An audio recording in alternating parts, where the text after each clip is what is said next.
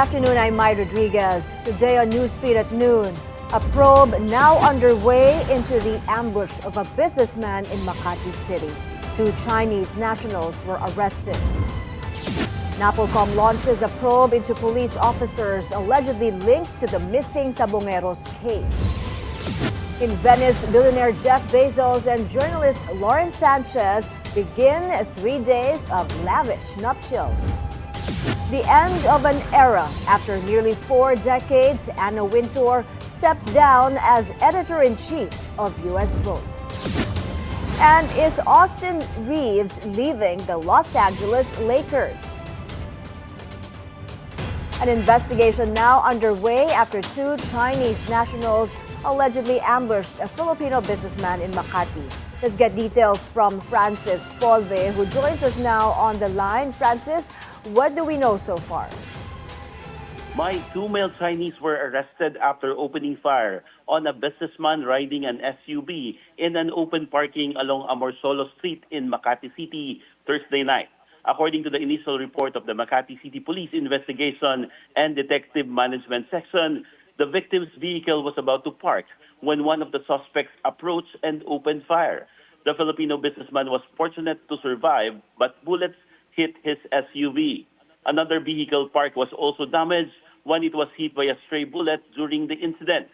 The suspect quickly fled the scene and boarded a getaway car waiting for him outside the parking area.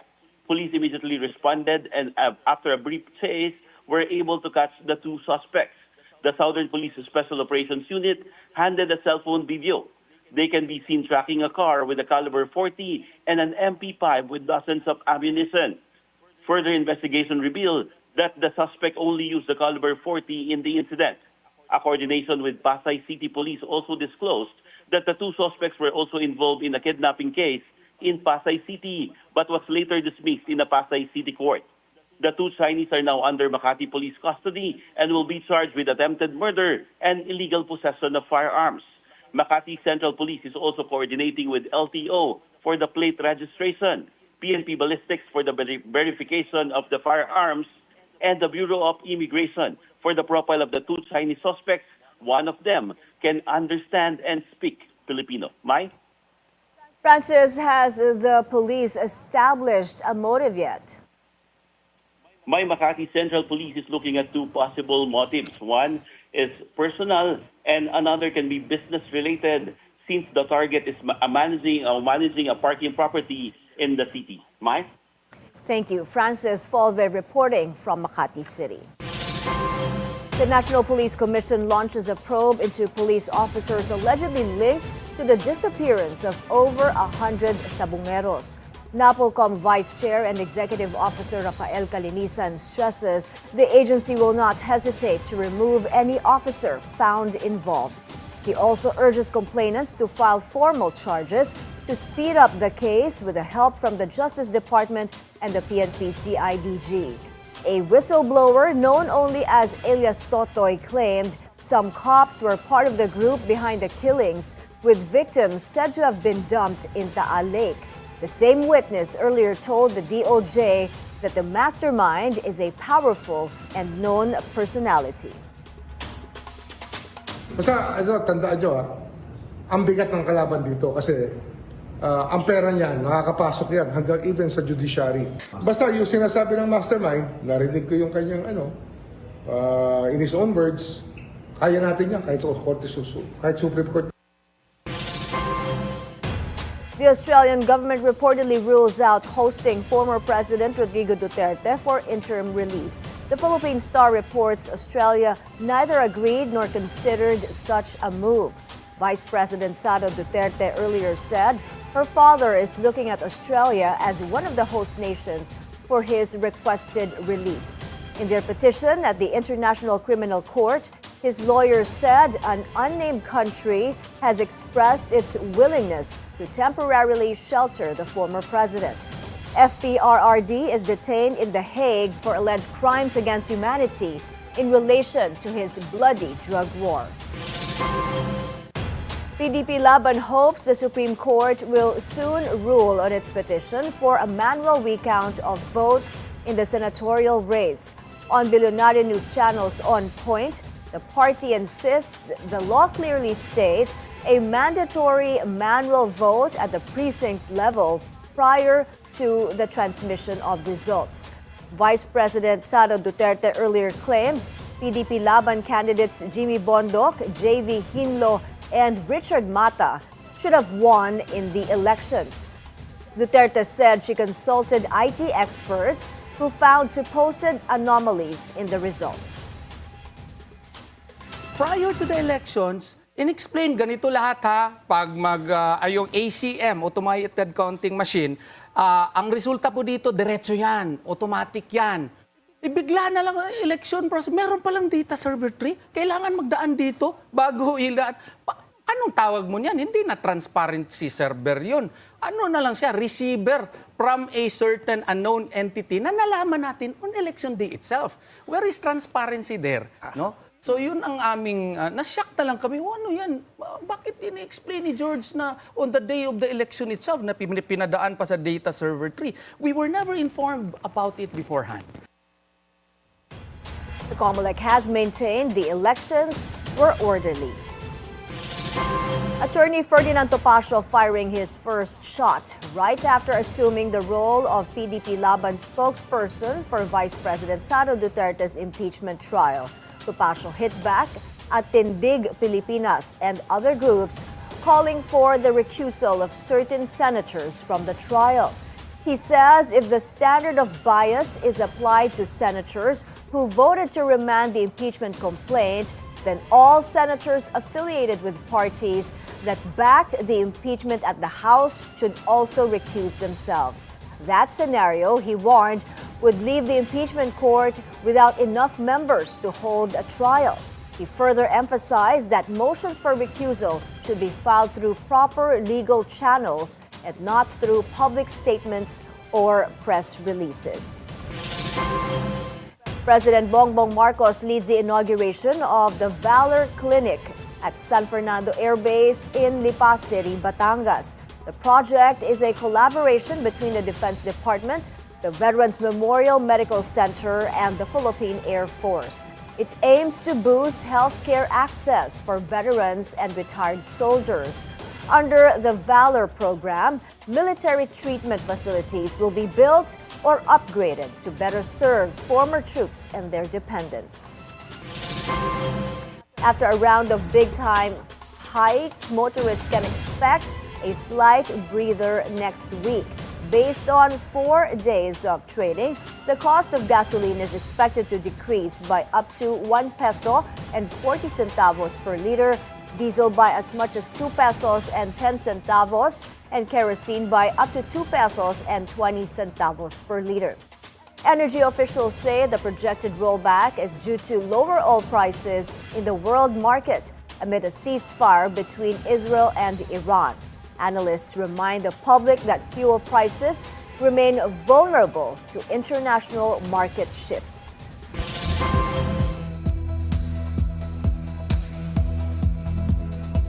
Iran has no plan to meet with the U.S. next week, contradicting U.S. President Donald Trump's announcement on Thursday. Tehran says it is assessing whether talks with the U.S. would be beneficial. Previous negotiations on its nuclear program were cut short by Israel, which attacked Iran's nuclear facilities. Washington would later join the strikes, something Iran's Supreme Leader Ayatollah Ali Khamenei belittled. Khamenei also warns any future attack against Iran would come at great cost. خدا رو سپاس می‌گذاریم که به نیروهای مسلح ما کمک کرد. They attacked our nuclear facilities, but they were not able to achieve anything significant. If aggression occurs, the cost for the enemy will certainly be high. Trump has said U.S. bombings obliterated Iran's nuclear facilities, but early U.S. intel assessment suggests the strikes did not destroy the core components of Tehran's nuclear program and likely only set it back for months. The jury in the racketeering and sex trafficking case of former hip-hop mogul Shaun JD Combs is expected to start deliberations late Friday or Monday. In more than 6 weeks of trial, jurors have heard two of Combs' former girlfriends, including Filipino-American Cassie Ventura, who testified that they took part in days-long drug-fueled sex parties called freak-offs. The jury has also seen hotel surveillance footage of Combs beating a woman. In their closing arguments, prosecutors said Combs used violence and fear to control his victims. Combs has pleaded not guilty to all charges, but if convicted, he could be sentenced to life behind bars. Over now to Venice, Italy for the so-called wedding of the century. Billionaire Jeff Bezos and journalist Lauren Sanchez have begun 3 days of lavish nuptials attended by more than 200 high-profile guests. Monique Tuzon has the details. Bill Gates, Orlando Bloom, Oprah, and Leonardo DiCaprio. These are just some of the over 200 A-listers attending the 3-day lavish wedding celebrations of Amazon boss Jeff Bezos and journalist Lauren Sanchez. Also among the guests, Tom Brady, the Queen of Jordan, Usher, Kim Kardashian, and Ivanka Trump. Security in Venice, Italy was tightened for the so-called wedding of the century, which is estimated to cost around $50 million. The event has stirred debate about its impact on one of the world's most beautiful cities. While others say it is good for tourism, critics see it as an example of the city being gift-wrapped for ultra-rich outsiders. Venice has hosted scores of VIP weddings, including that of Amal and George Clooney in 2014. Bezos and Sanchez confirmed the relationship in 2019. They got engaged in 2023, 4 years after the collapse of his 25-year marriage to Mackenzie Scott. The couple will exchange vows Friday local time on the small island of San Giorgio. Monique Tuzon, Billionaire News Channel. As the so-called wedding of the century draws protests, some tourists and locals grab the opportunity to snap photos with Jeff Bezos, or so they think. Meet Cagdas Helichiller, a Bezos lookalike, who's been turning heads on the streets of Venice. Some wasted no time posing for selfies, while others are hanging back, trying to figure out if it's really the Amazon founder. He says he plays it cool even as crowds gather around him. He also hopes to give a whiskey to Bezos and Lauren Sanchez as a wedding gift.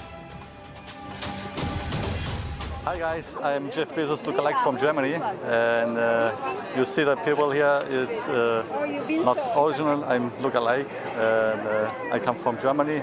Who is the guy? I know it's not the real one, but it's exciting, you know, to find him. And then I was like telling my husband, look, it's right there. And he's like, no, I don't see any bodyguards. And I was like, I don't care, just take me a picture.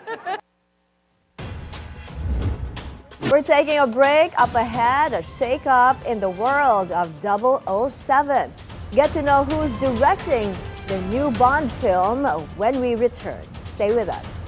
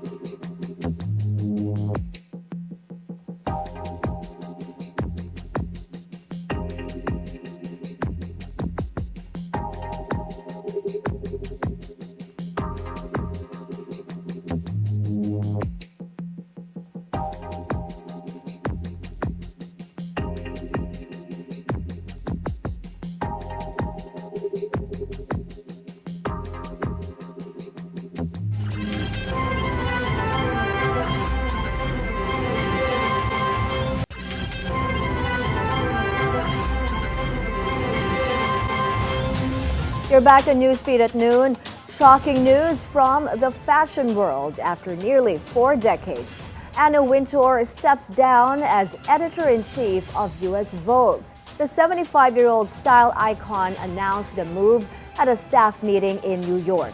Since taking over in 1988, Wintour shaped Vogue into a global powerhouse with its covers seen as monthly declarations of fashion authority.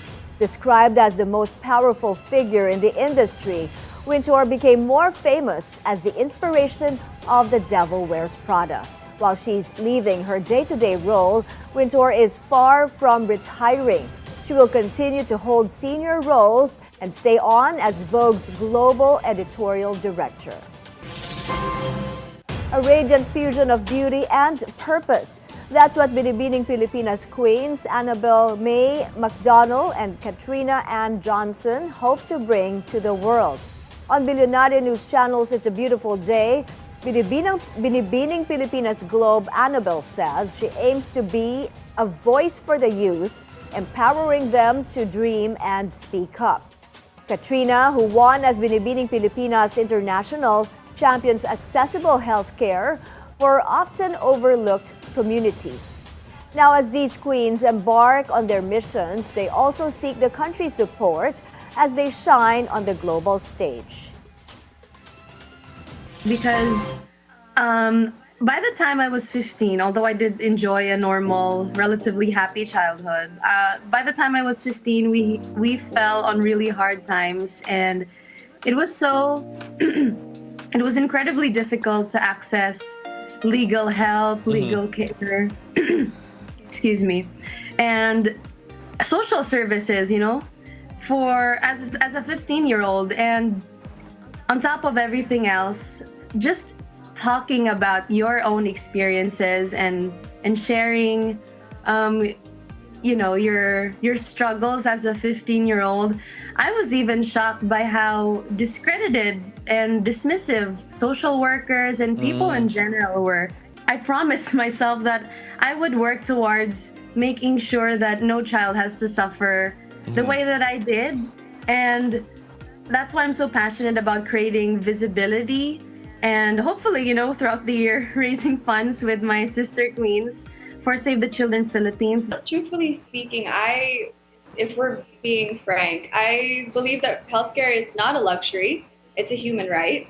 It's unfortunate that our situation is that it is more so a privilege for those who are wealthy rather than something that is equal access to everyone. So I really do advocate for universal healthcare. I'm hoping that this is something that we're going to be able to achieve in the coming years. But of course, I can't do it alone. So what I've been focusing on more so is trying to educate more people, health literacy, specifically in the overlooked sectors of our communities. Get ready for more mayhem as a sequel to the hit live-action Lilo and Stitch is already in the works. Disney announced the project on June 26, a nod to Stitch's Experiment 626 designation. The studio posted a playful video of Stitch wreaking havoc across the Walt Disney Studios lot. Since its debut last month, the first film has grossed roughly $923 million worldwide. It also set a new benchmark as the highest-grossing Memorial Day weekend opening in U.S. history. A shakeup in the world of 007. Acclaimed director Denis Villeneuve has been tapped to direct the next James Bond film. He will lead the first Bond movie under Amazon MGM Studios after the company gained creative control of the franchise early this year. No word yet on who will play the British agent, but production could reportedly begin as early as 2026. Villeneuve is known for directing Dune and Blade Runner 2049. We're taking another breather. Still to come, is Austin Reaves leaving the Los Angeles Lakers? We'll tell you more after this short break.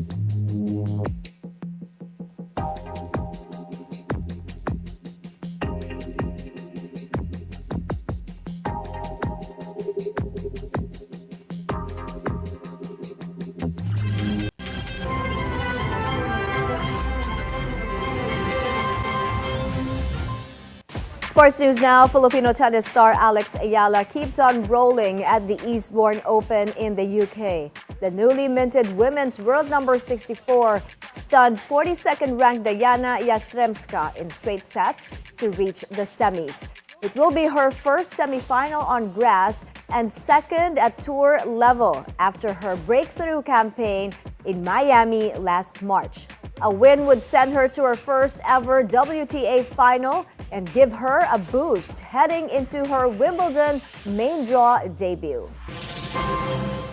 And in the NBA, Austin Reaves rejects a 4-year, $89.2 million extension from the Los Angeles Lakers. It was the maximum the Lakers could offer this offseason under CBA rules. Reaves plans to test free agency next summer, expecting a bigger payday than LA's $22 million a year deal. The 26-year-old shooting guard averaged 20 points per game last season, despite playing in the shadow of LeBron James and Luka Doncic. He has 2 seasons left in his current contract.